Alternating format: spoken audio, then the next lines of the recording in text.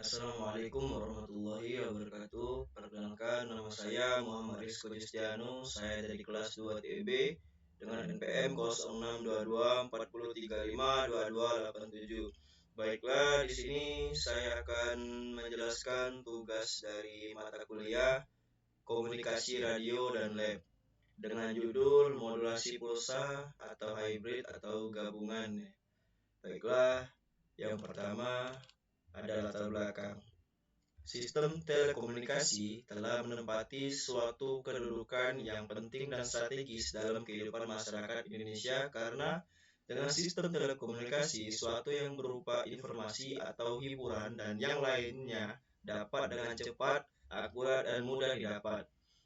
Teknologi telekomunikasi berperan sebagai media perantara untuk dapat menyampaikan informasi dan diterima dengan baik oleh penerima informasi, sehingga modem atau modulator demulator dirancang sebagai perangkat pendukung pada sentral-sentral telekomunikasi.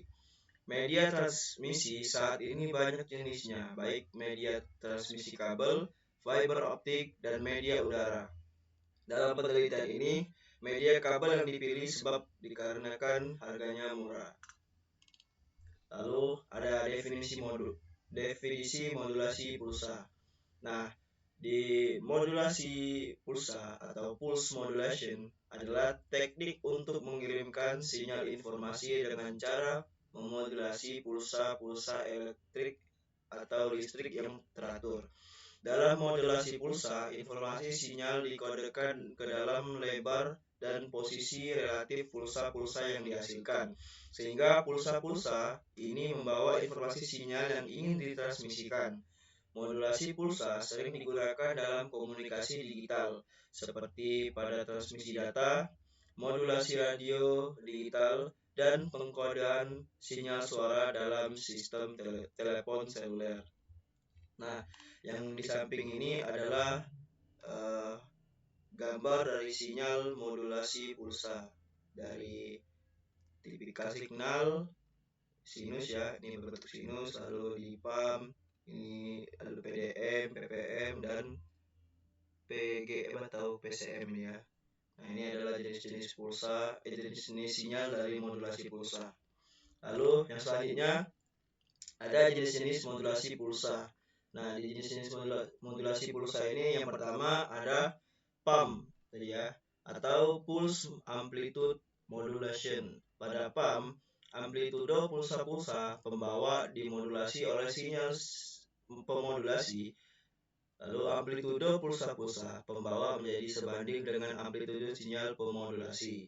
Semakin besar amplitudo sinyal pemodulasi, maka semakin besar pula amplitudo pulsa pembawa. Nah, berikut di bawah ini ada contoh sinyalnya.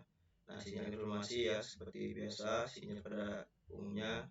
Lalu pump polaritas ganda seperti ini dan pump polaritas tunggal seperti ini. Lalu yang jenis selanjutnya yang kedua adalah PCM atau Pulse Code Modulation.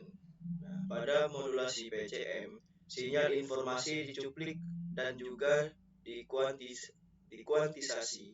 Proses ini akan membuat sinyal menjadi lebih kebal terhadap derau. Setelah proses ini, maka dilakukan proses penyanding atau coding menggunakan kode biner sehingga terbentuk sinyal PCM.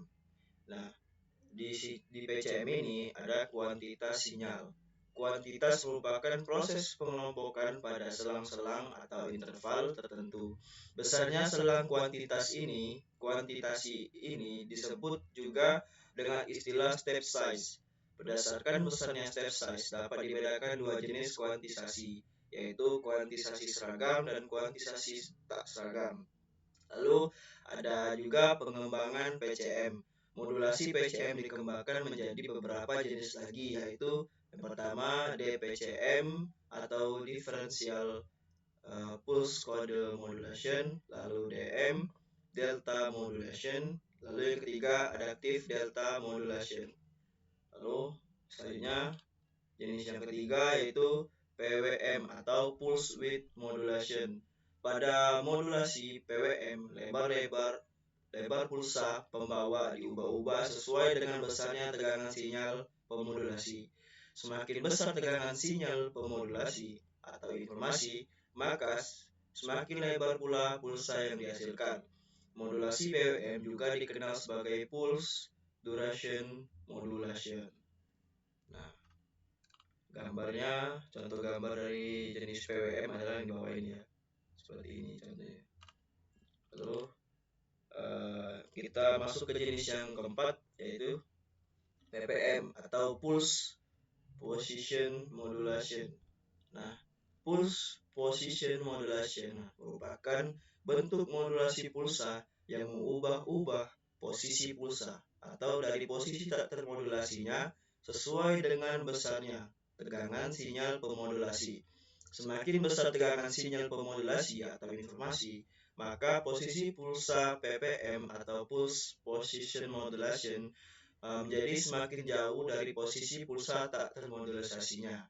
Nah, berikut di bawah ini ada contoh dari sinyal, macam-macam sinyal dari jenis PPM atau pulse position modulation. Lalu kita masuk ke topik berikutnya adalah kelebihan dan kekurangan dari modulasi pulsa. Nah, kita ke kelebihannya dulu. Kita yang pertama akan membahas kelebihan dari modulasi pulsa. Yang pertama, efisiensi spektral yang tinggi. Nah, modulasi pulsa memungkinkan pengguna spektrum frekuensi yang lebih sempit dibandingkan dengan metode modulasi lainnya, seperti modulasi amplitudo atau modulasi frekuensi. Hal ini mengurangi interferensi dengan sinyal lain pada frekuensi yang sama. Lalu, kelebihan yang kedua ada kemudahan implementasi. Modulasi pulsa dapat diimplementasikan dengan mudah menggunakan sirkuit digital dan dapat dengan mudah diintegrasikan dengan sistem digital lainnya. Lalu, kelebihan yang ketiga ada presisi waktu yang tinggi. Dalam modulasi pulsa, informasi dikodekan dalam lebar pulsa dan posisi relatifnya terhadap waktu. Oleh karena itu, modulasi pulsa memberikan presisi waktu yang tinggi dalam mentransmisikan sinyal informasi. Lalu, kelebihan yang keempat, daya transmisinya rendah. Karena pulsa yang dipancarkan dalam modulasi pulsa memiliki lebar yang sangat sempit, daya transmisi yang dibutuhkan untuk mentransmisikan sinyal menjadi lebih rendah. Lalu kita masuk ke kekurangan modulasi pulsa. Nah, di kekurangan modulasi pulsa ini ada 3 ya. Yang pertama yaitu pemrosesan yang kompleks. Pemrosesan sinyal dalam modulasi pulsa lebih kompleks dibandingkan dengan metode modulasi lainnya. Hal ini membutuhkan sirkuit digital yang lebih canggih dan biaya yang lebih tinggi. Lalu, kekurangan yang kedua adalah sensitivitas terhadap gangguan. Karena pulsa yang dipancarkan dalam modulasi pulsa sangat pendek, mereka lebih rentan terhadap gangguan pada jalur transmisi seperti kebisingan dan gangguan elektromagnetik. Lalu kekurangan yang ketiga, ada resolusi akurasi yang terbatas.